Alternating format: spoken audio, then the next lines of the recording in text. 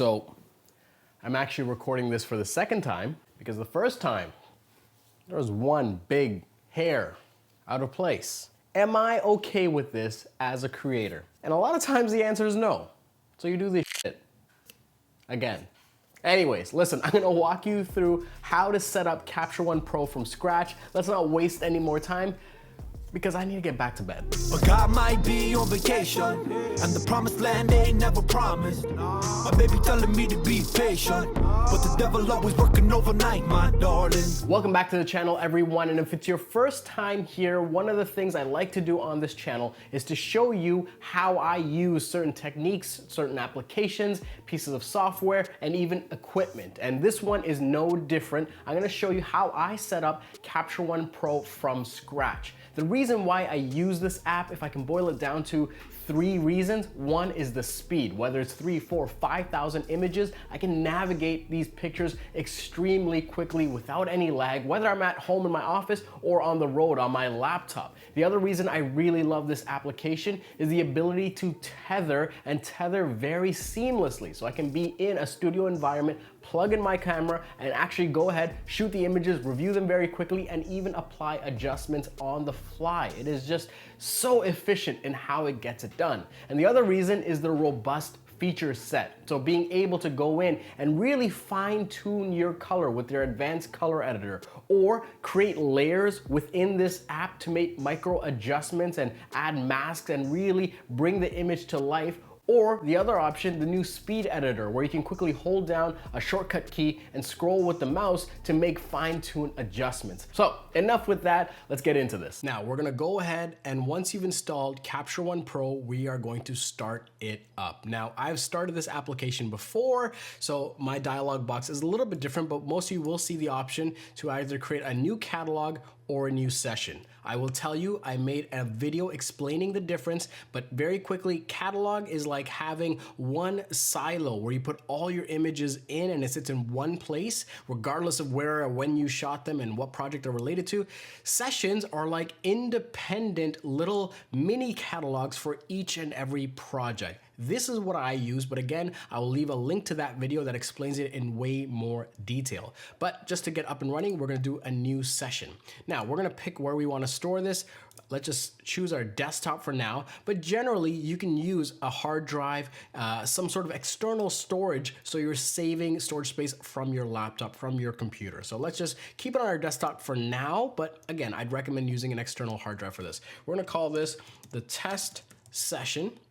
And you'll see that you have several folders to choose from, and this just gives you a quick start to triaging your images. And I use this largely as they've set it up, where you have a capture folder, a selects, output, trash, and then you have the capture name for the project itself. So we're gonna go ahead and set that up. We're gonna hit OK, and right away you can see that it created a folder for this session. And you can see that it has independent folders that they recommended, as well as the project file. So what happens in a session is that when you choose your images to import, it is going to copy the images and put them in the folders. So you're actually working with a duplicate of the file, right? And when you click this file here, it will actually go ahead and launch the project. It'll open Capture One Pro and launch it. And it's great because if you have it on a hard drive, you can plug it into multiple computers and launch. Now, let's look at the application. When you download Capture One Pro, this is what it'll look like, right? You'll have multiple tabs here with different tools under each and every one. You'll have a main toolbar that sits at the top that you can customize, and then you'll have a sidebar here to view your thumbnails. If you go to Window, Workspace, you'll see some workspaces here that are already made. Migration mode is for those of you that might be switching from a different editor. I wonder what that is. Yes, if you are familiar with Lightroom, this is made to look a little bit like Lightroom, so you feel a bit more comfortable, and you can see that this has already changed. If you go here, go to Workspace, you can go to Simplified if you like, for something that is, well, less intimidating. We're gonna go ahead and go back to default, and I'm gonna show you how I set my application of Capture One Pro for the editing that I do. Now, first, we're gonna edit the toolbar itself. What I do here is pick some of the tools that I use often to go through, process, and edit my images. So we're gonna go ahead, we're gonna add the exposure warning because that's something that's very useful to what we're doing. We're gonna add a flexible space here. We're gonna remove that. We're gonna add a little bit of a space between here just to make it a little bit cleaner between these icons. I've added proofing and the grid as well. So that's pretty close to what I like to use. You can also remove pieces that you don't want, and we're gonna go ahead and add a little bit more space. One thing, I also moved the activity indicator to the left side over here, which is this one right here. And now we're gonna finish this up by adding the learn, which is great because Capture One themselves have a bunch of great tutorials for you to get going. We're gonna add the copy and apply tool, which allows you to quickly copy the edits of one image and paste it to another. We're gonna also move up the edit selected as well. So I like where this is at. This is how I like my toolbar to be. So very quickly I can go in and check if something's in focus, see if something is over or underexposed, proof it, open the grid, close the grid, and copy edits, and then so. So that's kind of where I like things to be. Now let's take a look at the tabs on the left here. So you can view your library. You can go into the tethering tool. You can go into this tab over here, which tells you about your lens corrections and lens profiles, the early parts of the editing that you'll do when you process a raw file especially. Next is color. So you'll see your histogram, layers, and anything related to color under this tab. Next, you'll be able to check your exposure of your image, followed by the details of the image. So this is sharpening, noise reduction, grain, and removing spots. You'll also be able to apply styles and import styles into this application as well. Next, you can check out the metadata of the image that you're working on and really see what you want to keep, what you want to change, and be able to even search your library. And finally, your process recipes. And this allows you to go in and choose what kind of image you want to export. So with all that said, I delete most of these. So I go ahead and I'll leave the tethering there, but everything else I'm going to remove. So let's go ahead and remove that. We're going to remove this one right here. So we have the 3 tabs that I'm going to keep, and we're going to add a custom one. We're going to right click, add a tool tab, use a custom one, call it edits, and I'm going to choose an icon that I like, star icon here, add that. And if you hold down the command key and click, you can drag this. So I'm going to drag that up to the front. I'm going to move the capture to the end just because I don't use it as much. And now that we have this here, we can get to work and make it look like the way we want it. So we're going to add a tool. I'm going to go ahead and add the histogram first. And this allows me to see from a mathematical way what the image looks like and if anything's blown out in the shadows or in the highlights. Next, we're gonna add the layers tool, followed by the library tool. Now, these 3 tools here are going to remain persistent, while the tools that come after them, you can scroll through. And I'm gonna organize them by how I actually have my sort of mental process around editing an image, but you can set it up however you like. So let's go back. We're gonna add a new tool. We're gonna add the base characteristics that allows you to control some of the metadata of your image. Now, at this time, all of these tools are pinned. We're gonna actually move base characteristics to the scrollable area. And you'll see this little bar show up. And what that basically means is these 3 tools will be pinned to the top, and everything else we can scroll between. So let's go ahead and finish up this setup, and I'll show you how this works with my image editing.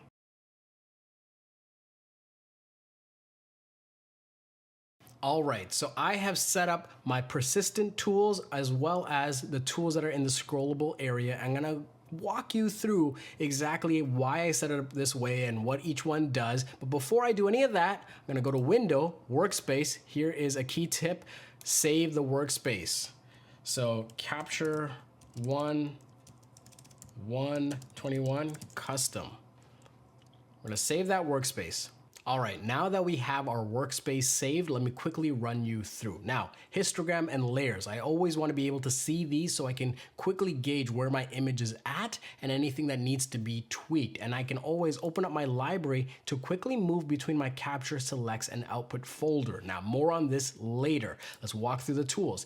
Base characteristics allows you to customize the color profile of your image, which is especially valuable if you're shooting with Fujifilm products. Next is the lens correction. Now, depending on what camera you're using, there will be some sort of distortion that is fixed as you process the raw file. This is largely automatic, but you can turn it on or off.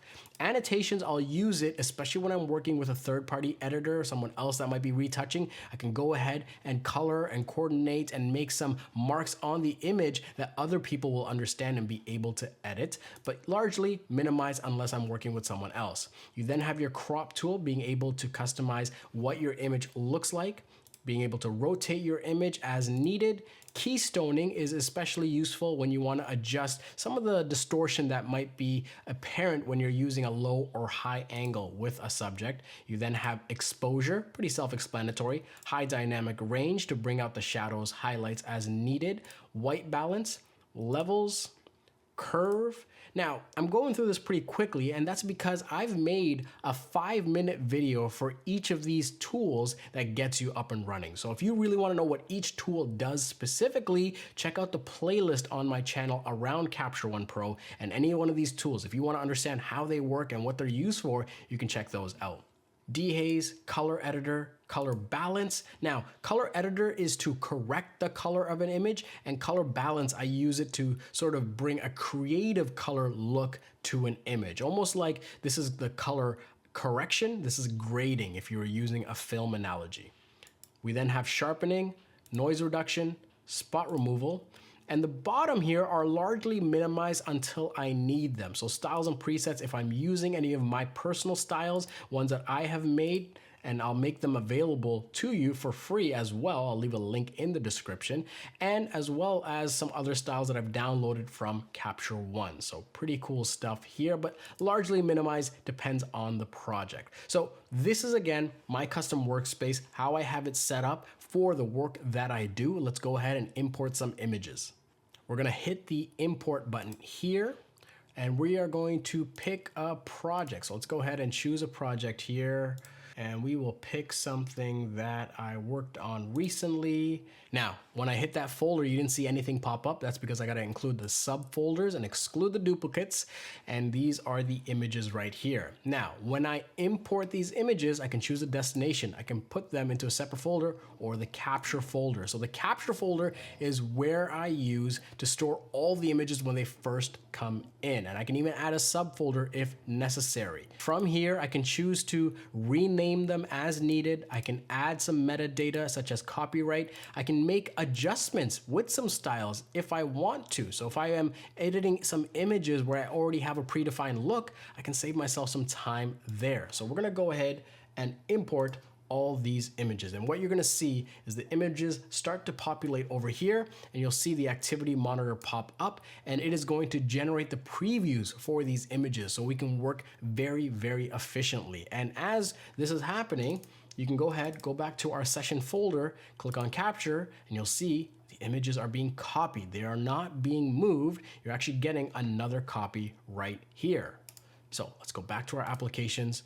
We're gonna wait here, and with the power of editing, we will be ready to start moving. All right, we are now good to go. So we have our images imported, and when we look at our library, we can go here and look at them. We also have a tab right here in our edits tab, library. You see all these images are in the capture folder. So before I start editing, I wanna know what I'm gonna edit. So I will go through, select an image, and going up and down on my keyboard, I can scan through. For this project, I imported TIFF files from some high resolution film scans. If I brought in raw images, I could actually use the focus mask, and it'll tell me, it'll add a green highlight to tell me which part of the image is in focus. But again, that needs to be a raw file from the camera. It will not work with some JPEGs or TIFFs that especially are coming from the film environment. In any case, we don't need that. So I can go through, and when I am editing, this is how I process them. I will go through, select the images. Oh, I like that one. So I'm gonna hit minus on the keyboard, the minus key, and that's gonna add a red tag. And what I'm doing with my first pass is I'm just adding a red tag to any images that I find interesting, that I think would make a good edit. And the goal here is, again, just to be really quick and just liberally choose anything that is somewhat usable, something that you might be able to go ahead and make an image out of. With that selected, I will go ahead, choose the sorting icon, choose it to sort by color tag, and as you can see, all the tagged images are now at the top. Once we go there, I then select those images and I'll move this to the selects folder. So what have we done? We have now a folder with a bunch of images, but now we have a folder with our favorite images. And from here, I do another pass. I will give images a 3 to 5 star rating. 3 means it is something that I'm willing to publish. 4 is something that is, I will publish it and I really like it. 5, well, 5 is something that I really, really like. I'll definitely publish it, definitely share it, and I might even make it available as a print or put it in a book or something that I'm really proud of. So, we're gonna go ahead and, this is a 3. I really like that image there. This one here, oh, this one's a 4. Definitely a 4. This one, that one's a 5. I love the lines and the angles here. So I'll go through that process, and what I'll do then in my selects folder is organize it by rating, from best to worst. Well, it's not worst, but you know what I mean, just the highest ranking to the lowest ranking. Once I have the images sorted out, I can now begin editing my image. And I go through the same way that I have the tools set up here. Now, given that it is a TIFF file from a film scan, we can't use the lens correction, but we're gonna go ahead and work with some of the other tools. So we're gonna use the crop tool. We can hit C on the keyboard to bring up the crop tool. We can also choose the aspect ratio. So for this, we'll choose a 4:3, and we will choose a crop that works for us. You can actually go to the corner and rotate it as needed. So we're gonna go in here and find a crop that we like. That is good. I hit H on the keyboard to bring the hand tool, but also confirm the crop of the image. Now, we can go into keystoning, and keystoning, what that'll do, it'll shift the image a little bit. So you can see just a little bit, it tweaks it, right? So I'll bring that edit back. You see how it just kind of straightens her out a little bit, right? Just tightens up the bottom, brings it up just to correct some of the camera angle that we were shooting at. We can go into exposure, and before we do any of this, something I'll recommend for you guys is hit the auto adjust button. What this will do is Capture One will look at your image mathematically and give you a recommended edit, and it is a great way to learn how to edit your images. So we hit that button, and as you can see, there's a little bit of processing that's done to this, right? So this is before, this is after. Not a huge difference, but it looks like it's just giving it a little bit more contrast, and you can actually look at your histogram to see if it's in line of what you like. So it doesn't look like it made a major difference, but I'll actually go set it up and go through my editing process. The image itself looks a little flat, so I'm gonna actually go to the levels, and I'm gonna bring up the blacks, I'm gonna bring in the whites a little bit, just to brighten the image, give it a little bit more contrast, and change the points at which we measure our blacks and our whites. From here, I can go ahead and tighten up the shadows just a little bit to darken that up, and even bring the blacks down just a little bit. Again, just to add a little bit more contrast to this image. Now, one thing I noticed, we can add a little bit more drama with the color here. So we're gonna add a 5 point on all the channels, the color channels here, and just bring a little bit more, a little bit more life to the image. And with that, I can even bring the levels back out a little bit. And this is, again, just a little bit of touch and go, where you're trying to feel out the image and see where you like it creatively. Now, with our color editor, we can go to advanced, and I have a specific video on this, and actually go in and adjust the color. We're gonna expand our selection. We're gonna view the selected selection, and this will highlight what color is going to be impacted. And in fact, we can smooth it out so it has a nice gradation, right? And you can see that this will impact her skin as well. And we can change the hue a little bit. So if we want to make it a little bit more to the greens, I actually don't like that. We're gonna make it a little bit more rosier here, and we could unselect that, and you can see that we have a modest adjustment to that color, right? If that is without the edit, and that is with the edit.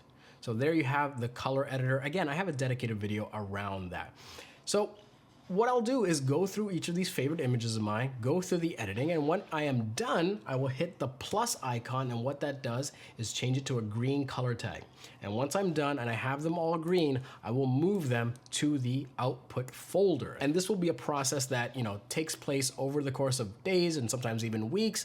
And once I have my final edits, go ahead to my process recipes and export these images either as an image for the web, a full-size JPEG to deliver to clients, or even a TIFF, a high-resolution TIFF that I'll use for printing, and you can customize the settings here. Again, I have a video dedicated to this that you can check out for yourself. But there you have it. That is how to get started with Capture One, start it up, create a customized workspace for you to be productive, for you to get things done, and really get the most out of this application. I'll say it one more time, please be sure to check out my playlist of these 5-minute videos that explain each of these tools in detail. You will not regret it. And there you have it. That's exactly how I set up Capture One Pro for the work that I do. If you are a professional or an aspiring professional, or you just create a lot, I really believe that this application will empower you to get more work done, work more efficiently, and get the most out of your images. If you have any questions, if there's something specific that I didn't answer here or in one of my 5-minute tutorials, let me know in the comments. I'd be happy to help you guys out. And until the next one, my name's Gadgen. Thank you so much for watching, and I'll see you next time. I don't like that outro. I feel like I could have done that better. But we're not recording this again. I'm leaving.